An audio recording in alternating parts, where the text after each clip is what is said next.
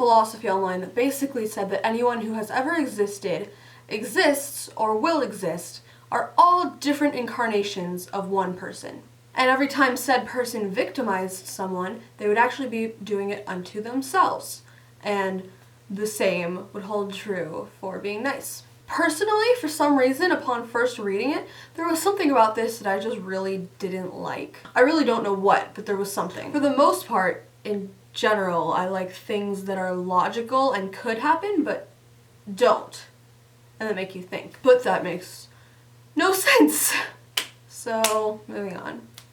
This isn't as much a philosophy as just a thought, but it always pulsed in my mind, and until I found other similar philosophies, if you will, I could never put it to words. I thought it was something that Socrates said, but I couldn't find it, so I don't know. But basically, it's like we can't prove God exists, and we can't prove that God doesn't exist because those both rely on faith.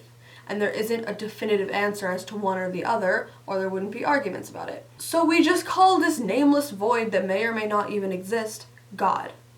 But that's beside the point. Okay, so this philosophy, to remind you, stated that it is possible that everyone who has ever existed, ever exists, and ever will exist are different incarnations of one person. What's funny about this is that I really want to dislike it, but like I can't. Because the day I read it, I literally couldn't concentrate on anything I was doing. I went out to dinner that night, and while everyone was talking, I was sitting staring blankly at my salad, telling my cousins stories, but really just thinking the whole time about how the universe is just an egg. I mean, a metaphorical egg, obviously, but it's much more exciting to just say that it is one. I can't stop thinking about it. Like, it almost makes sense. I don't want to believe it, but I could see the logic in it. This fetus, or whatever you'd like to call it, let's just call it X. So X is incarnated as different people in different times. In this particular